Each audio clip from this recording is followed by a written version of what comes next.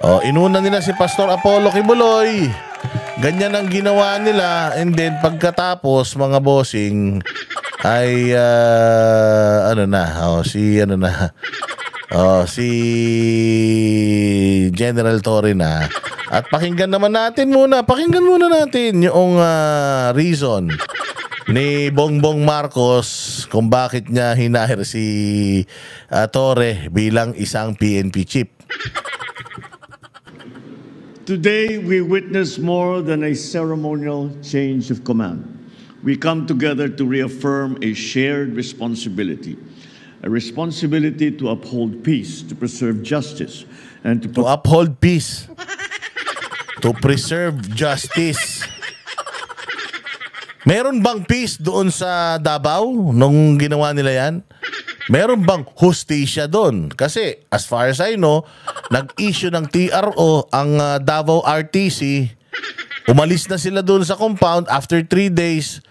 16 days pa rin sila nagstay. Hindi nila in-honor. Bagkos, dinimanda pa nila yung judge na nag-issue ng TRO. O hindi ba? Saan ka makakita ng ganyan? Upholding the law daw yan, ha?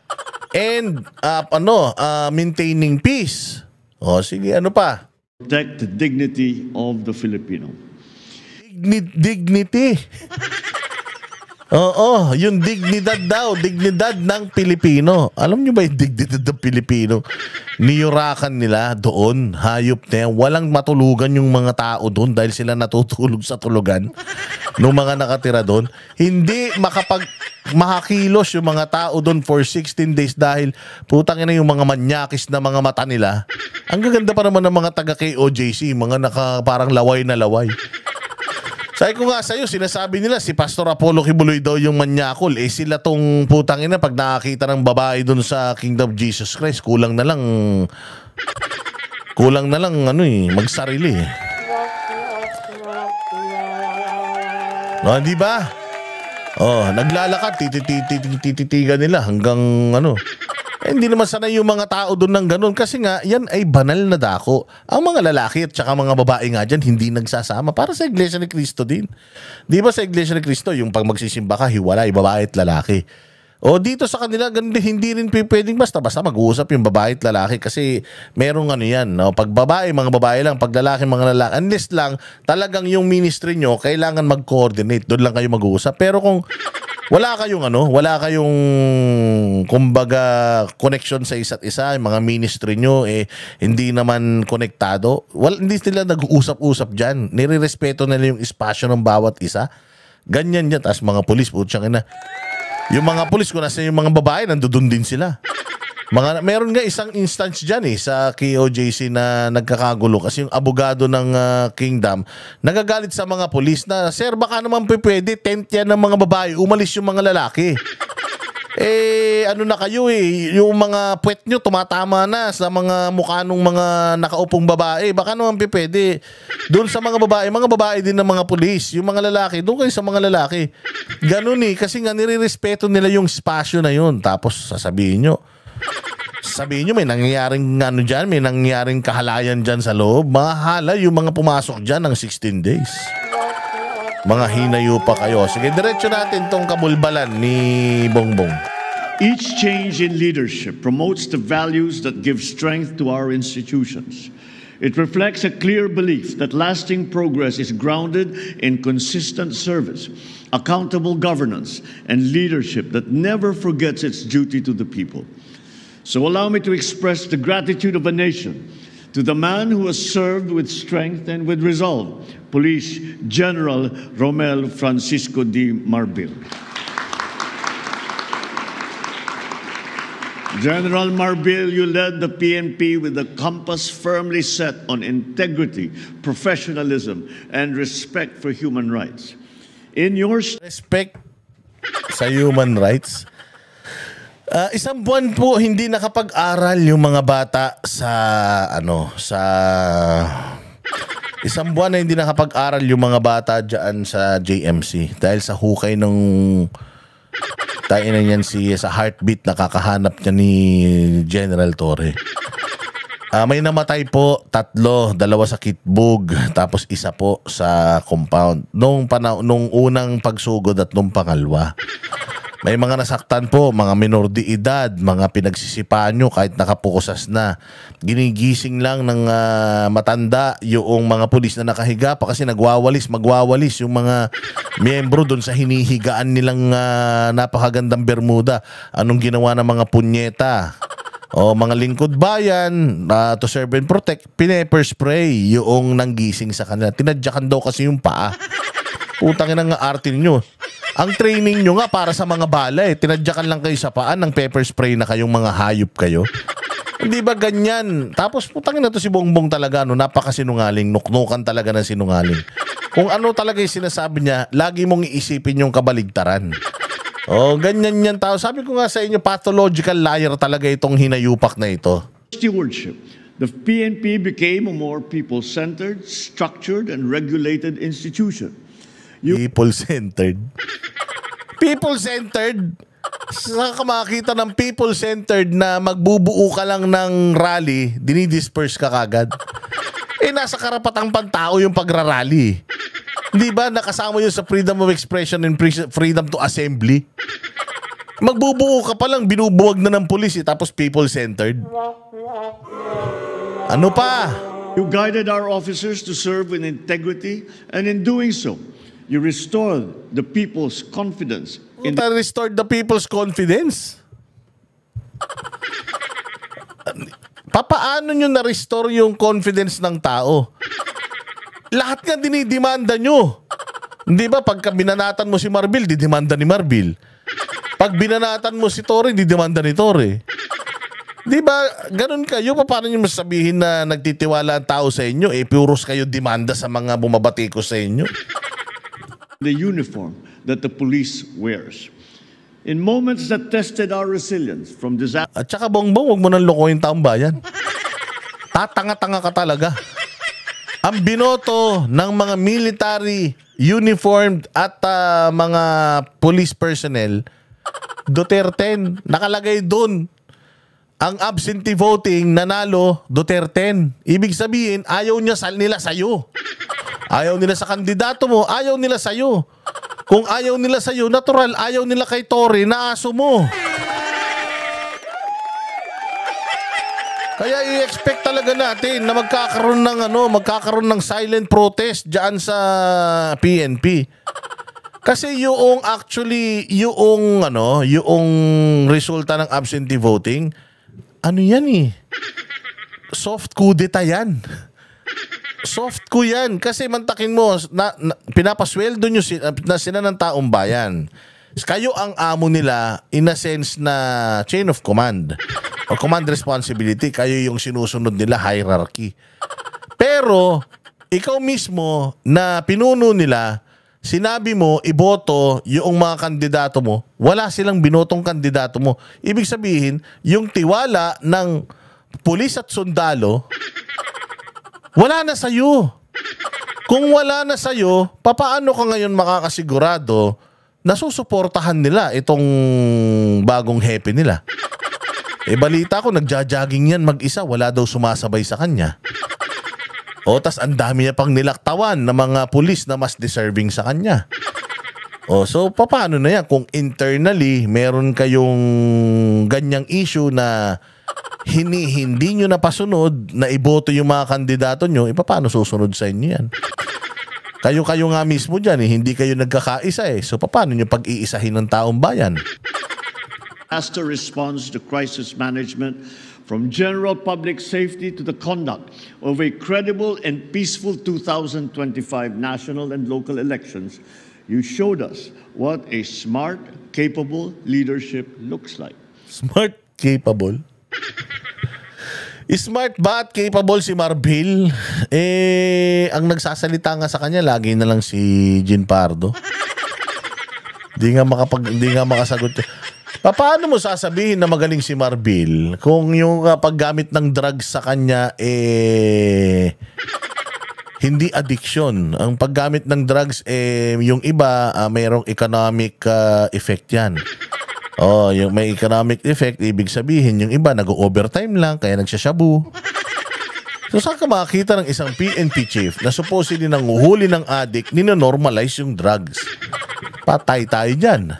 Sa ilalim ng inyong pamumuno, naging sandigan ng pamahalaan ng kapulisan na sa paghahatid ng tulong, pagbibigay ng proteksyon at pagtataguyod ng karapatang pamtao. Ipinakita ng PNP na walang katumbas ang buhay ng tao.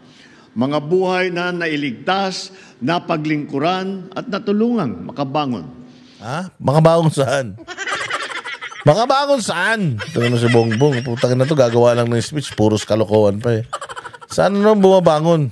And for this, General Marbil, we are truly grateful. Oh, pero putya, grateful pero yung mukha mo hindi. You are truly grateful pero yung mukha mo hindi. May grateful bang ganyan? Parang ayaw mo kay Marbil ah. Oh, bakit? Oh, hindi binoto nung mga tao ni Marbil. Hindi nirespeto si Marbil ng mga polis.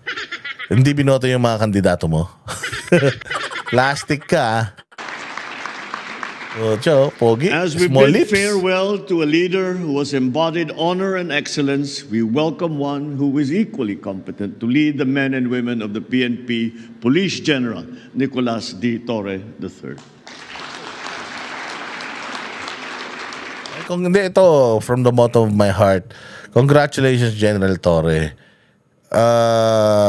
You've been through, sabi nga, you've been to hell and back. Just to get this position. And nobody deserve it than you. Kasi this government, gobyernong demonyo talaga. At alam naman natin na isinanla mo yung kaluluwa mo kay Satanas. Kaya nakuha mong gawin ang lahat ng kahayupan na ito para lang makuha ka at yung pangarap mo maging PNP chief, mapatupad mo. So, you've really earned it. Congratulations. Kung ang basihan ng ating administrasyon sa mga lingkod bayan yung mga salot sa lipunan, deserve mo 'yan. Mabuti na lang ikaw talaga. Kasi nga standards yan eh. Hindi talaga pasok sa standards ng mga demonyo. Yung ibang mga general diyan sa krami. Kaya since ikaw naman yung kumbaga gumawa ng kahayupan para sa kanila, so talagang deserve mo yan, sir. Kaya dahil dyan, palakpakan at matinding palakpakan. Your assumption of command comes at a time that calls for clarity, for courage, and for conviction. These challenges that we face are evolving. We have transnational crimes, cyber threats, extremist violence, and even police misconduct. At the same time, the opportunities to earn trust... Meron pala, so inamin mo na meron mga ganong klaseng mga kaso dito sa Pilipinas? Kala ko ba, sabi ni Marbil, matino at peaceful generally ang Pilipinas. Ba't may mga ganyan? Alam nyo, contradicting talaga kayo, no? And improved public service have never been more reachable. Your leadership will help define what kind of police force we continue to build. One that acts with precision, responds with compassion, and stands as a pillar of accountability. Hamon ko sa iyo, patilihin ang mong... Ano? Puta, may hamon ka na, hindi mo pa masabi. Pag humamon ka, siguraduhin mo namang masasabi mo. Anong hamon mo? Of accountability. Hamon ko sa iyo, patilihin ang mong... Panatilihin...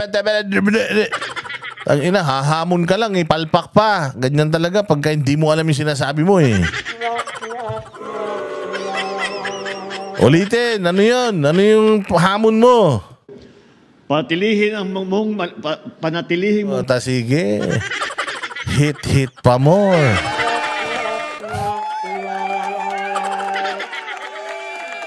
Sige, bira. Tayo nang yan. Sige, ano? Malinis at marangal ang hanay ng ating mga kapulisan. Panatilihin mo, malinis at marangal? Tayo na, binaboy nyo nga yung simbahan. Kahit na hindi nyo simbahan yan. Simbahan ng simbahan, ano yun, demonyo na lang ang gagawa ng mga ganong klaseng bagay. Katulad din nung minsan nagagalit tayo kapag yung mga santo, rebulto, binabasag nung mga 'di ba, nakita tayo dyan sa Zamboanga nung siege, 'di ba? Na talagang sinisira nila yung mga simbahan ng Katoliko, 'di ba? Galit na galit tayo noon. At yung ibang mga simbahan din galit na galit kasi let us spare yung mga banal na dako, let us spare it from yung politics and kung ano man yung away natin. Nung World War II nga, iniiwasan ng simbahan na tamaan ng bala eh. Sobrang sagrado niyan. Tapos ito ginawa ni Tore.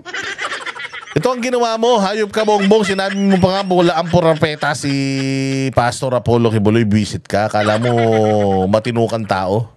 Bilisan ang investigasyon sa mga kaso laban sa mga pulis na lumabag sa batas upang maibigay natin ng hustisya sa lalo. Mga mukha ng pulis, oh. Ano sabi nila, tayo na itong mga to. Naglolokohan pa itong mga hayop na ito.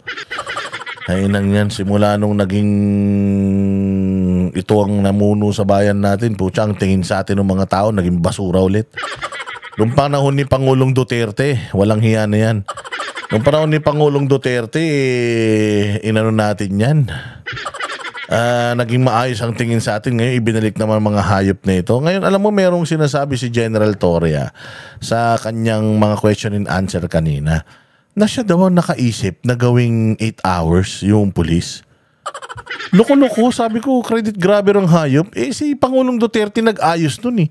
Nung umupo si Pangulong Duterte, ang shift ng mga pulis, 24 oras. Pag pumasok ko alas 7 ng umaga, bukas ng alas 7 ng umaga yung uwi ko ng bahay, tas isang buong araw, bukas sa susunod na araw na alas 7 ng umaga ako ulit papasok. So, ganun yung sistema noon. Kaya nga noon, pagka nagkakandak itong NCRPO ng surprise visit, tulog lahat yung pulis. Saka makita nagtatrabaho 24 oras. Nung nalaman ni Pangulong Duterte yan ang unang-una niyang binago. Yung binago nila ni Bato de la Rosa yan. Lagi bigyan natin ng dignidad yung mga pulis. Grabe naman kayo, magtatrabaho 24 oras. Paano ka magiging effective kung gano'n ang mo? Sinong gunggong magtatrabaho ng 24 oras tas ina-expect mo maging epektibo sila? Aantokin talaga yan. Kaya ang ginawa nila, ibinaba nila to 8 hours na lang. Sabi nga, naku, hindi kaya yung 8 hours, kulang tayo ng pulis. O hindi mag-hire tayo ng maraming pulis. So, nadagdagan ang mga pulis nung panahon ni Pangulong Duterte. Nabawasan yung working hours nila, 8 hours na lang, 3 shift nagtatrabaho, ay 4 na shift, 8 hours nagtatrabaho yung mga pulis natin. Tapos sasabihin ni Torres, siya daw may may gawa nun, yung 8 hours. Kapal ng mukha ngayon ka lang naging PNP chief, 8 hours na yan nung panahon pa ni Duterte. Sabihin mo, ikaw ang may pakananan para maging reliable at well-utilized ng mga pulis. Madaling panahon, paigtingin din ninyo ang presensya ng kapulisan sa mga lansangan. Siguruhin mas maraming pulis na umiikot sa mga kalsada at nagbabantay sa ating mga komunidad, lalo na sa lugar na madalas ang krimen at kaguluhan. Kapag kailangan ng taong bayan, dapat may pulis na agad nagre-responding. Iparamdam natin sa mga Pilipino na may pulis na handang dumamay at pagtanggol sa kanila sa lahat ng oras. Sa tulong ng PIDEA, ipagpatuloy ninyo ang paglaban sa illegal na droga. Magsagawa pa rin tayo ng drug seizures at tiyakin na sasampahan ng kaso ang mga drug dealer at mga drug lord. Ba't hindi matiyak yan nun? Ba't ngayon mo lang binibigay yung instruction na yan kay Torre? So, ibig sabihin, for the past 3 years, ikaw, Presidente, hindi mo binigay itong mandato na to? Trabaho ng pulis yan, Kaya naman pala walang nahuhuling drug lord nung the past 3 years, puro drugs lang. Napansin nyo, meron binalita tong mokong na to na malaking drug lord, ibinalandra nila. Pucha, ibinalandra nila si Pastor Kibuloy sa tao. Pero kahit isang drug lord, isang smuggler, wala silang may balandra sa tao. Ano yung operate nyo? Yung mga matitirong tao, yung mga masasamang tao, hindi nyo mahuli? Abay, sabi ko nga, matindi ang mga revelasyon ni Bongbong Patuloy din kayong magmatyag sa ating mga komunidad para kahit ang small time ng mga drug dealers ay wala ring ligtas. Hindi dapat natatakot ang estudyante. Ang hirap, no? Pagka drugs ang pinag-uusapan tapos hindi ka makapagpa-drug test. Napansin nyo, pagka drugs ang pinag-uusapan, nabubulol siya. Parang giyang na giyang, no? O mahirap talaga kapag ang pinag-uusapan drugs tapos ikaw hinihingi ka magpa-drug test, di mo magawa. O, alam mo, tinan mo yung mga mukha ng mga pulis habang pinag-uusapan niya yung drugs. Hindi maipinta yung mga mukha nila. Alam ng bawat isa sa mga yan na hanggat hindi ka nagpapadrug test, hindi mo kami mapapaniwala na yung war on drugs mo, na yung fight against drugs mo, effective. Bakit? Sabi ko nga, ang unang order of business dapat ni General Torre hulihin si Bongbong dahil kailangan mapatunayan ni Bongbong na hindi siya addict. Hindi siya bangag. At kung halimbawa man addict siya, kailangan ituro niya sa atin, sa mga polis, kung sino source niya. Di ba? Kung addict siya, ituro niya kung sino source niya nang mahuli ni Torre. Kung hindi naman siya addict, di maganda yung mga nagpapakalat ng balita na addict ito si Bongbong, di paghuhulihin nyo lahat. But until then, until hindi patunayan ni Bongbong Marcos na siya'y hindi sabog, hindi kayo makakapag-demand. O yung mga manggagawa, motorista, magulang na maglalakad sa kalsada umaga man o gabi. Bilang alagad ng batas, inaasahan ang buong kapulisan na kumilos ng marangal, maglingkod ng katapat at maging Nung maglingkod ng katapat, sabi ko nga sa inyo nagkakamali siya kapag ang pinag-uusapan yung mga bagay na wala talaga sila. Kung gusto nyong malaman kung ano talaga nangyayari sa bayang Pilipinas, pakinggan nyo si Bongbong Marcos tapos baliktarin nyo lahat ng sinasabi niya. Si Marcos yung tipo ng sinungaling na kahit alam mong Biyernes ngayon, pag sinabi niyang Biyernes ngayon, ido-double check mo kung Biyernes ba talaga ngayon. Pagdududahan mo rin yung sarili mo. Dahil sa sobrang sinungaling nito ni Bongbong Marcos, kahit alam mo naman na tama yung sinasabi niya, pagdududahan mo. Kasi nga, pathological liar. Sinungaling. Tindigan ng ating mga kababayan. Iwasan ninyo ang paggamit ng pribilehiyo para sa pansariling benepisyo. Maging instrumento kayo sa katuwiran, kapayapaan at kaunlaran. Continue to engage with communities and partner with local governments and stakeholders. Strengthen your cooperation with all the other agencies. And above all, center every initiative on the needs, the rights, and the welfare of each Filipino. Oh, welfare of each. Welfare of each Filipino. Yung welfare ni Pangulong Duterte, hindi ba siya Pilipino din? Di included siya dyan sa each Filipino. Ba't nandun siya sa dahig? Tangina, sinungaling ka talaga. Demonyo ka talaga. Ang kapal talaga ng pagmumukha mo. Wala kang kupas talaga, Bongbong Marcos, sa kasinungalingan. Kung may pinakasinungaling na tao sa buong mundo, mahihiya sa'yo. Oh. Let your badge be your daily pledge, not to command, but to serve with integrity. Serve with integrity. Wala nga modo yan si Torre. Kakalad ka rin nga. Yung dating presidente na 80 anyos na hindi nga makalakad, kakalad ka rin. Putangin na ganyang kabalasubas yan tapos may integridad. Bongbong, putangin na, alam ba sinasabi mo? Siya talaga, kapakasinungaling mo talaga. Let every decision uphold the law and let every gesture reflect... Uphold the law? Pinaiintindi nga sa inyo ni Delgra, ni sino ba to? Yung naka-wheelchair na hinart bypass sa Hague. Yung best friend din ni Pangulong Duterte. Ultimo si Pangulong Duterte, ini-explain nga kay General Torre yung batas. Anong sabi ni Torre? This is not the right place to debate. Isampan nyo na lang yung kaso sa akin. Kasuhan nyo na lang ako. I will do it. Kung kailangan kalad ka rin kita, kakalad ka rin kita. Wala akong pakialam. Demanda nyo na lang ako. Yan yung may integrity. Yan yung merong regards to human rights and regards to yung karapatan natin to due process. Tang ina nyo, mga sinungaling talaga kayo. Quiet dignity of true public service. Dignity? Tang ina yan. Lahat na sinabi niya hindi tumama Oh, May the PNP become a source of hope and reassurance to every community that you protect.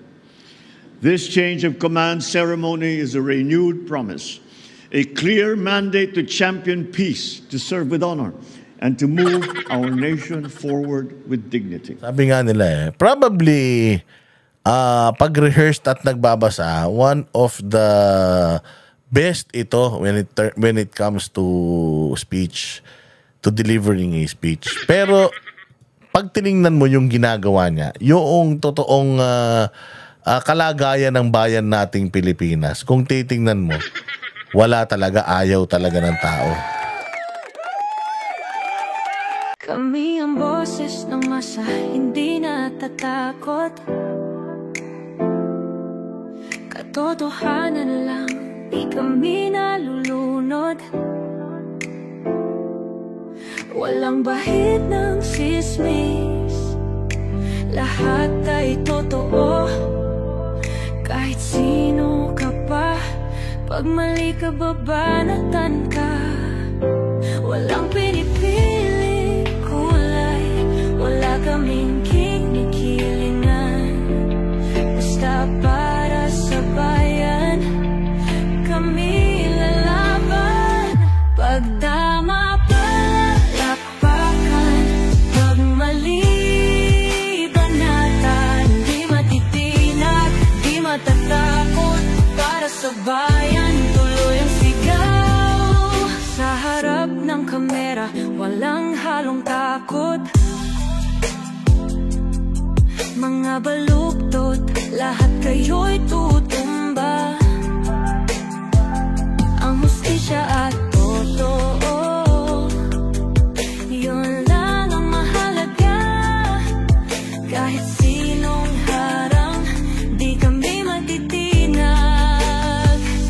Walang pinipiling kulay, wala kaming kinikilingan. Basta para sa bayan, kami lalaban.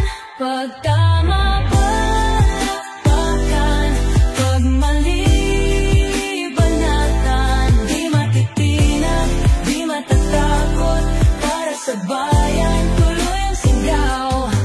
Kung nasa tama ka, ikaw ay aming kasama. Pero pag mali ka, handa ka na bang mabasag? Banateros kami, walang inuunan.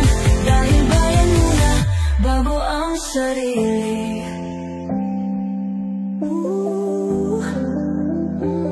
Bago ang sarili.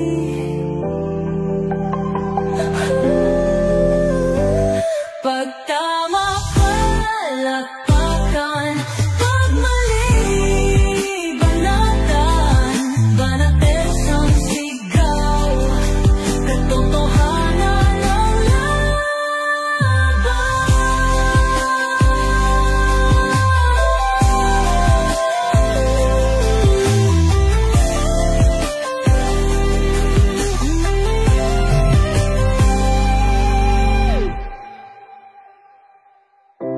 sa harap ng kamera,